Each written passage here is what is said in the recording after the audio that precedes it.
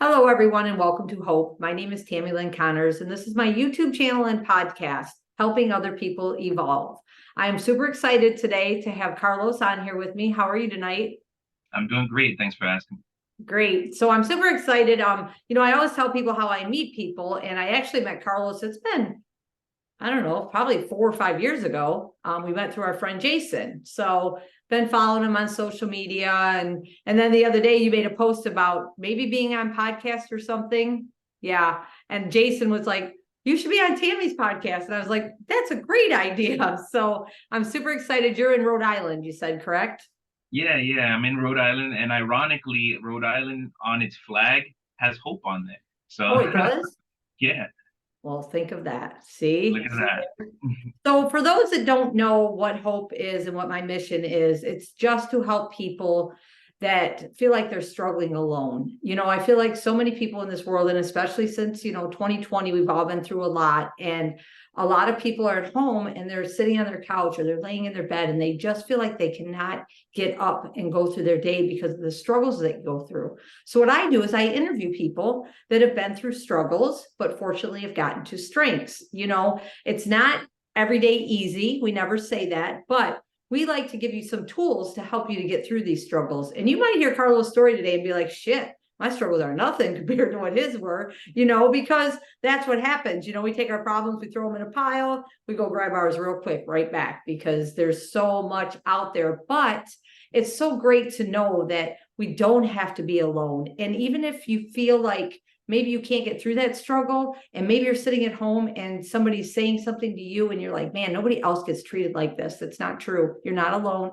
There's so much out there, and that's why we do Hope. So I'm super excited, Carlos. Like I said before we started here, I really don't know much of your story, so I guess let's start when Carlos was wherever it started, teenager, whatever year you want to bring in. You Yeah. just bring it So, in. I guess one of the most difficult times in my life was when I was growing up. I was a teenager in high school. My mom, thankfully, in the beginning stages of my life, was very successful. She had a restaurant, was doing really well, and then eventually we got to a point where, unfortunately, her restaurant got burned down.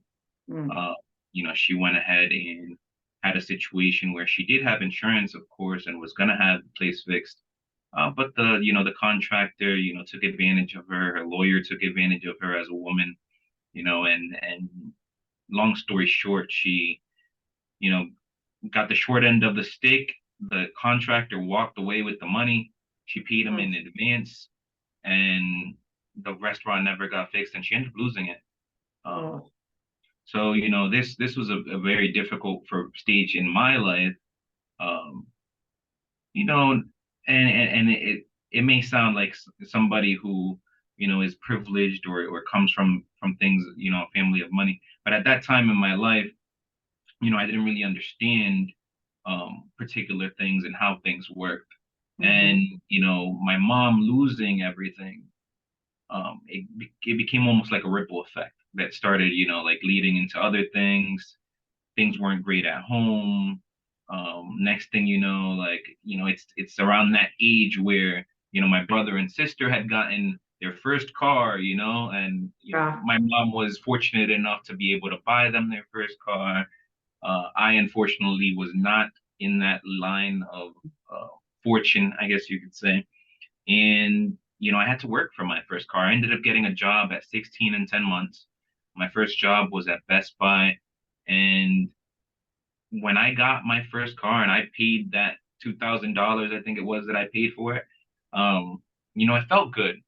It felt like something that, I earned, you know, and that was mine. And not to say that, people being handed stuff or like being gifted, a car like my older brother and sister were is a bad thing, but it definitely made me who I am today and who's what has allowed me to become, what I like to think is as good as an entrepreneur as I am.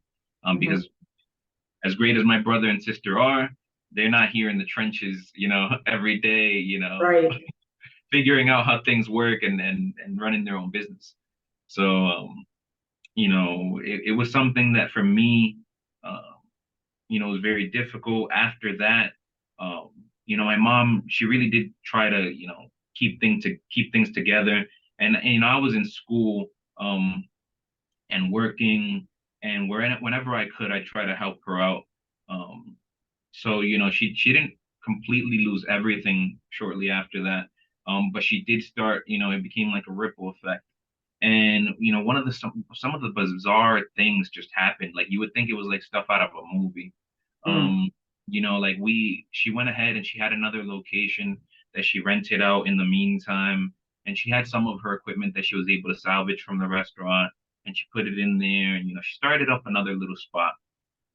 And it's like there was just either a person or a force that just like was just like constantly trying to put her down. Mm. And, when she was first starting in this first restaurant, um, at the other restaurant when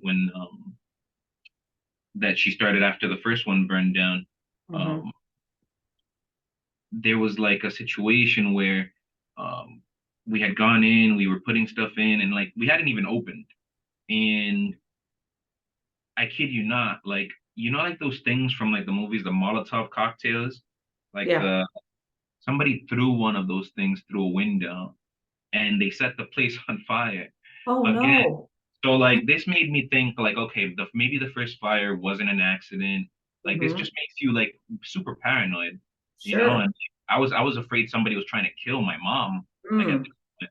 And it's like, okay, like what enemies does she have? Like, like what the hell's going on? Like, Right. what's my mom into? Like, what's going on?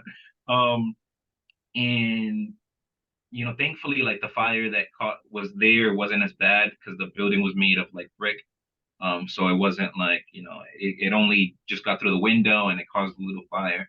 But, it really scared her into like not wanting to be here anymore. Right. Um, for good reason, of course, too, because, like, what if we had been inside, and Exactly. that was something that was a common occurrence. Like I was the one helping her out most of the time Hmm. because I had the time to. My older brother and sister had to work and things of that nature. And, for me, it was, in my best interest to try to help her as much as I could. And, that really scared her. And for a time, like she had all the properties here in Rhode Island and things of that nature. But she ended up leaving to New York for a bit and staying with like my aunt.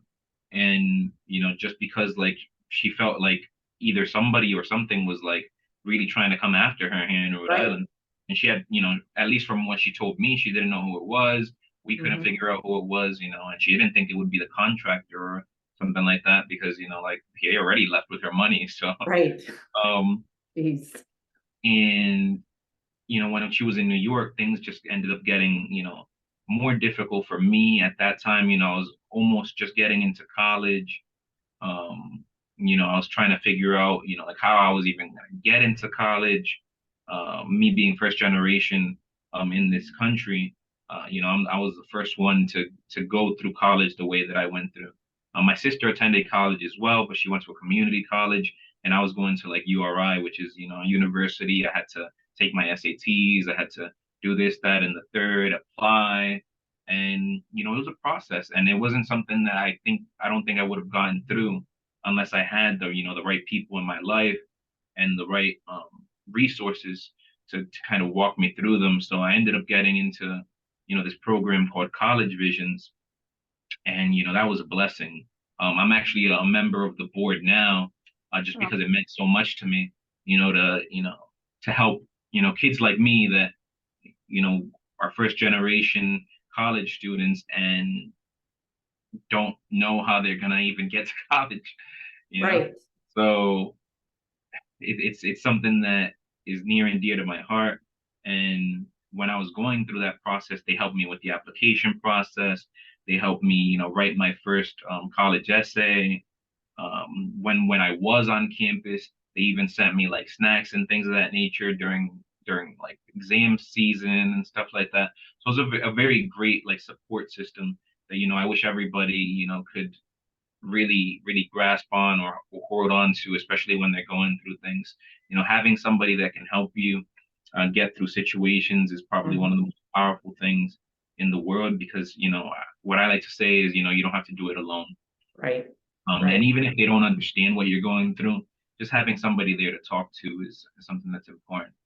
Yeah, Um, can I stop real quick right there? yeah. Because I want to talk about that because I just got off the phone with a friend of mine in Canada, and he's a young man. I think he's like 30, Dylan is, and he goes through these things, but we were talking today, and I said, it's okay to call me and just talk. I don't have the answers. I don't know what a 30-year-old young man's going through, but to listen and maybe give a little advice, but also Yeah. just to listen. And then you feel better after you listen, and I think that's important for people to know that it's okay just to pick up that heavy phone, the heavy cell phone now. Years ago, it used to be for me a phone with a cord, but The cord, pick up that cell phone. I know it weighs 5,000 and pounds. dial. Yep. Yeah. Hand dial. Yeah. You get your fingers all calluses on your fingertip.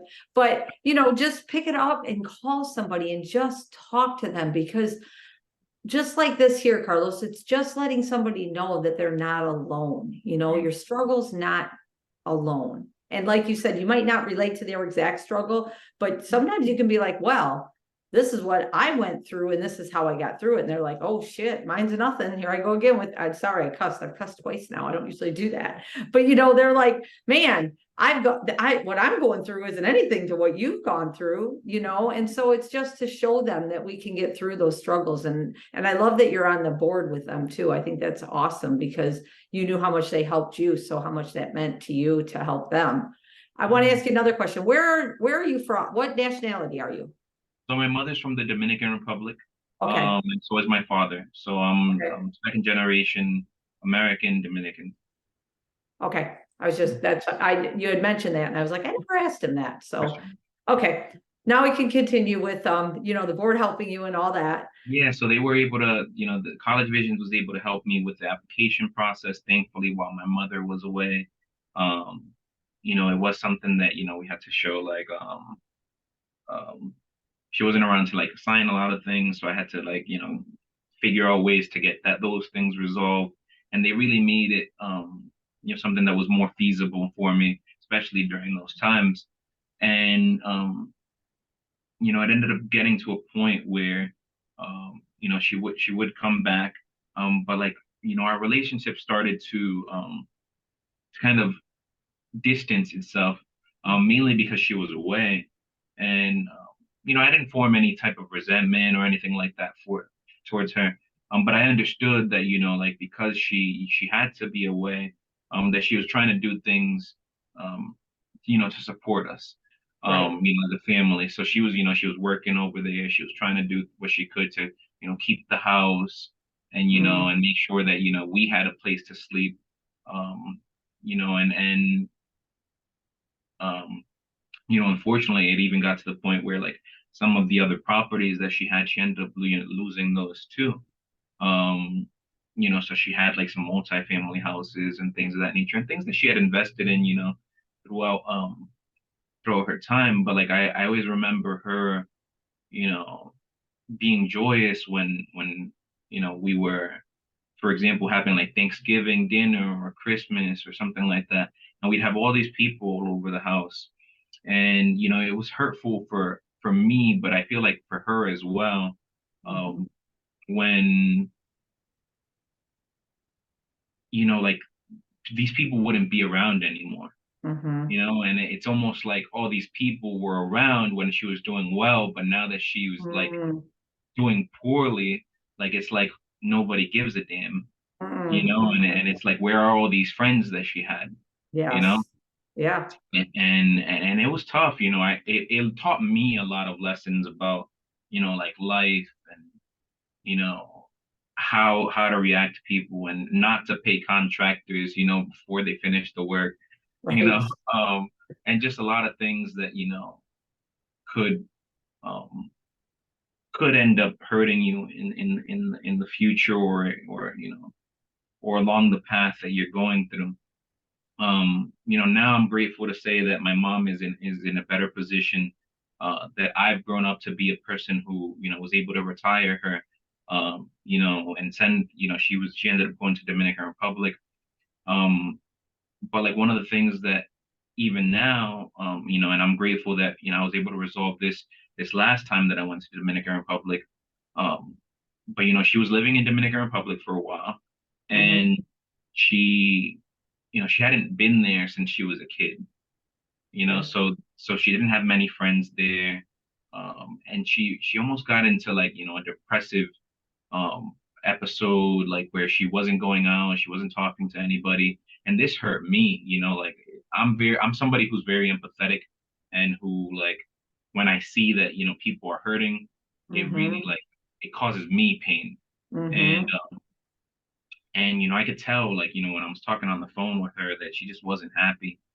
And my grandma had a particular location over there that she had a store in, and that she was closing down. And I asked my mom, like, what are they going to do with that? And I'm grateful to say that we were able to turn that into a supermarket. And that my mom, you know in doing the day to day there, has gotten a lot happier. She's meeting people. She's just full of purpose, I guess you could say. Yeah. Whereas before then, it's almost like she was just sitting at home, and there's nothing wrong with plants. She loves her plants. She loves taking care of them. But, she was just sitting at home with plants. And, I feel like, us as human beings, part of being human is interacting with other people. Right. And Right. otherwise you just start to deteriorate, Mhm. and feel bad for yourself, and get into situations that aren't good for you. Right. Um, And I would have to say with your mom, like you said, owning the restaurants, she was definitely a people person. yeah, Because you can't own restaurants and not be a people person and have your no, restaurant no, no. She have your she loves restaurant do people. well. She loves people, but she was hurt by people. Right. And there's some healing, that still needs to be done. Trust issues, of Hmm. course, come along with things like that, being betrayed, Sure. by people that you thought, were your friends, and Hmm. all of that stuff. But, we're working on it, and every day, it isn't over, but, it keeps us going. Yeah. Yeah. I was just talking a little bit about that today too, about like every day is, I hear you say this a few times, grateful, grateful, grateful, and I think a lot of people forget that word in life, Mhm. like Yeah. gratefulness. I mean, I have my moments too, and then I'll be like, what are you talking about right now? I mean, I am grateful to take a breath in the morning, but life Exactly. happens. And that's what I tell people, because people are always like, you're always so happy and you smile all the time. And I am, and I really am. But there are times that my life isn't a rainbow and unicorn day, but I have to take the tools that I've learned. And the first thing I do is think of the things that I'm grateful for. Because I mean, I'm grateful I have a roof over my head. I have a car that I drive. That's enough for me to be grateful for, That's you know. that's true. And we forget those things, I think, sometimes in life, that we Yeah. forget that. And like you said, I love when you say, because you've been able to help your mom and you've been able to do things, but every time you say that, you say, I'm grateful that I was able, Yeah. because some people are out here, they're not grateful because they were able. That's kind of what they feel like. That's life. You should get that, right? You're entitled to that Entitled to entitlement, it. Yeah. and nobody's entitled to anything, we're not. We have to work for the things that we have, but to be grateful that we're able to do that, I think is a big thing that we need to, people need to look at that more. So I appreciate Well, you saying that. I mean, I like to say that, none of us are promised a long or a healthy life. Right. And, we need to do what we can with what we're given, but also sometimes go out there and try to figure things out. Right. Not everything's gonna land in your lap, and ooh, problem solved. Right. Right. Yeah. And I talk about that. I just made a post the other day too about, going through things in life, and you go through this lesson to learn, and then you don't learn. And then all of a sudden you're like, wait a minute, I just went through something like this. And it's like, and I'm a big believer in God. And I'm like, well, God's just showing me again, like, you didn't get it the Amen. first time, Tammy. And then by the third time, he's about ready to knock me in the head. Like, hello, you should sit down and look at this, but it's true.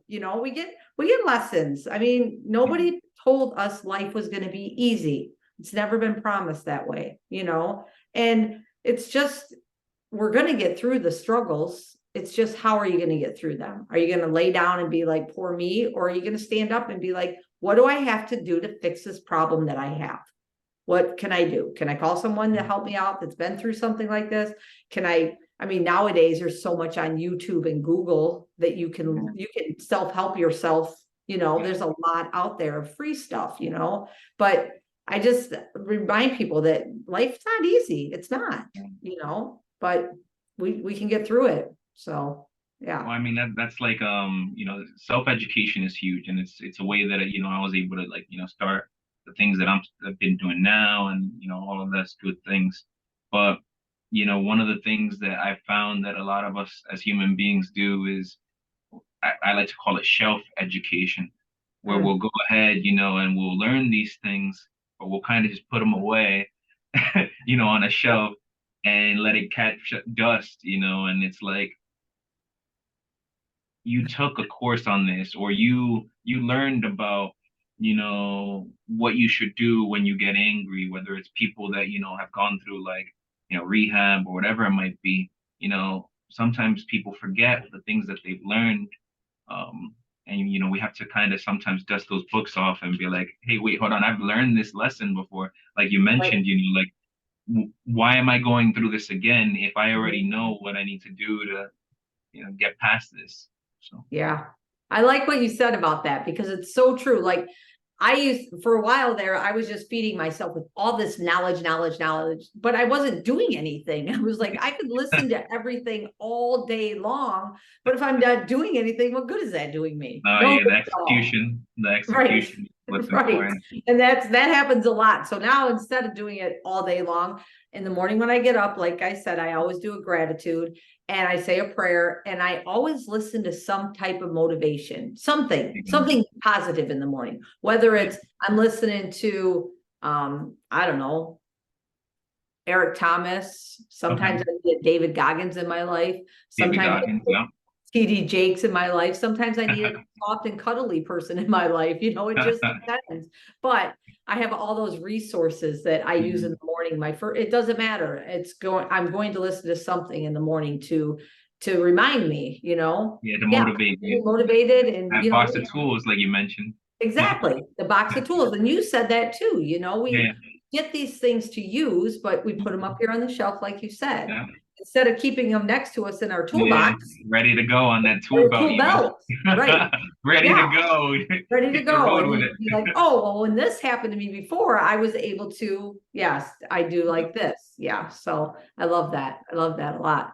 So now what are you doing now in life? So I do quite a few things. Some people like to label me as a serial entrepreneur. I don't really like the serial connotation. I think serial means, like, it tends to mean like you're obsessive, like, like serial killers and like stuff like that. So I don't like the serial connotation. But I like to think of myself as a diversified entrepreneur, I like that. social entrepreneur, things of that nature. Because most of the things that I do are connected back to people. And the reason why is because, I like people as much as, sometimes people can annoy me. I very much like to talk to people. I talk to people every day. I protect people. So one of my businesses is a business and finance consultant. What that means is that I help people with, better money habits specifically, but also like improving their credit, taxes.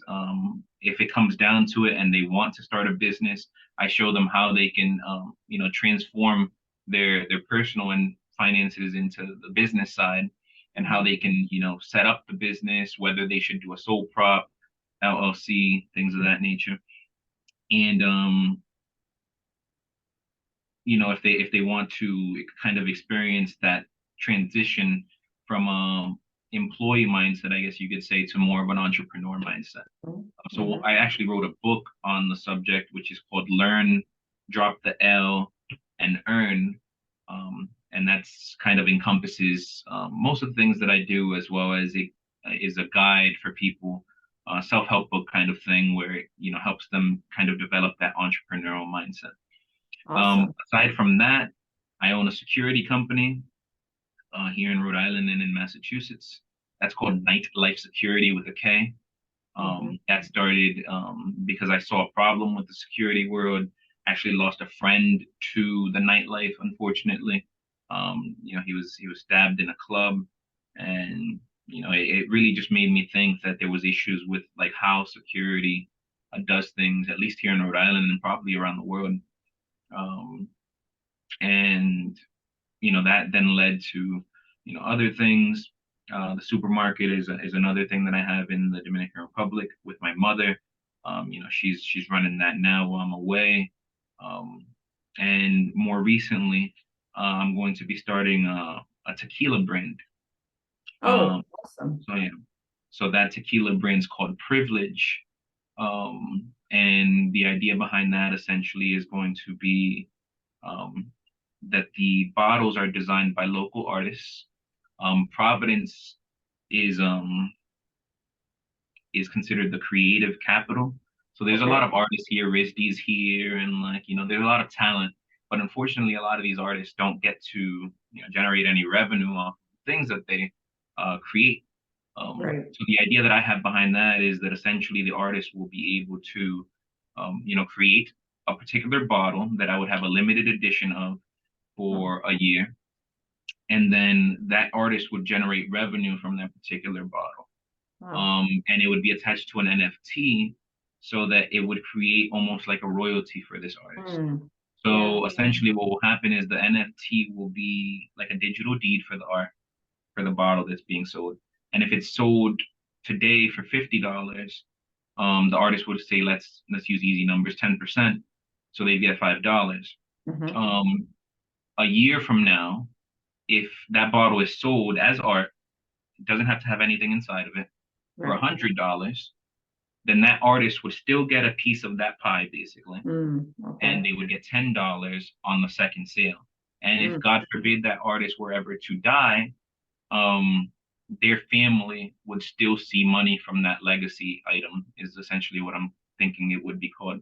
Um, where, if it's worth $1,000 after their death, their family would see 10% of that for life. Mm. That's Yeah. awesome.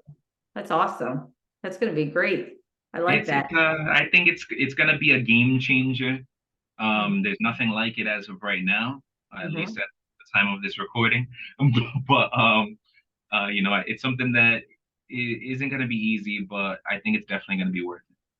Yeah, definitely. I don't think there's a lot of things in life that are easy that are like worth it. You know what I mean? Like That's a good when we're point. in like you said, you're in the trenches, Yeah, every day, you're doing the do, and yeah, some people will sit back and be like, well, why is this person getting this and I'm not? Well, probably because you're not doing things to get that, man. and that's where it all comes to. And I just heard this statistic the other day and I had to Mm, Google it afterwards because I was talking to some guys at the golf course that I was bartending at, and he said something about, I said, I have 112 episodes of my podcast. He's mm, like, oh my goodness, you are in the top 10% then. I'm like, mm. he's like, most podcasts don't make it 20 is it, and then they're done. And Wow, I Googled it and it's true. I was like, wow. whoa, I'm like in the top 2%. Are you kidding me? I There have you 100, go. maybe 113 today. You know That's what I mean? amazing. Because, and Congratulations. I thank you, but I think that showed me another thing is perseverance. Keep Yes. going. You know what I mean? Just because you only had 22 downloads this week, but last week you had 102 downloads. And then you get a message from somebody that says, hey, that story inspired me today, or that story helped me get out of bed today.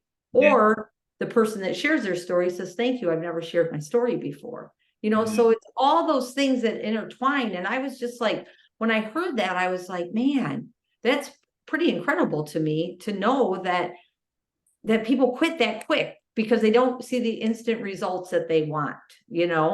And so you've been in the trenches, definitely doing the things. I wanted to ask you real quick about when your friend got stabbed. I don't mean to go back to that, Yeah, but that's fine. was that recently? I mean, it happened before I started the company. So Right. that happened in 2019, I think it That's was. what I No, thought. That's what I meant by recently, like since I've known you, because I can remember no, seeing some posts about that and stuff, and then watching you start your security company. So Yeah, yeah, sorry for the loss of your friend like yeah, that. That's a tough one for sure, and then, yeah. I but mean, see, it was. but here's the thing that I love about that, not of the friend part, but you took No, I that, mean the consequences. Mm. right, you took that trauma and that what you saw needed something and you turned it into something positive, Yeah, and that's what I think a lot of people don't look at. Like when there's a tragedy or a death or something happens like that, yeah, we go to the end of the world. What am I going to do? Instead of standing up and saying, from this, I'm going to try to help other people. And I have a friend of mine that I interviewed her at my night of hope, and she mm. lost both of her daughters to overdoses. Oh my goodness. So she took that and she started a group called Not in Vain.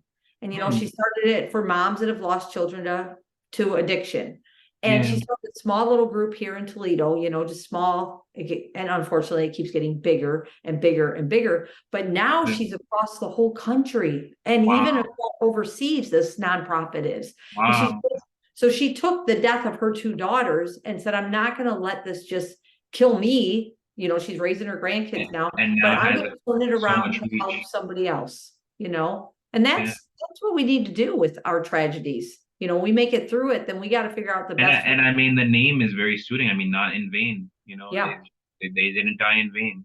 right, right. And so it's just doing those things and helping people.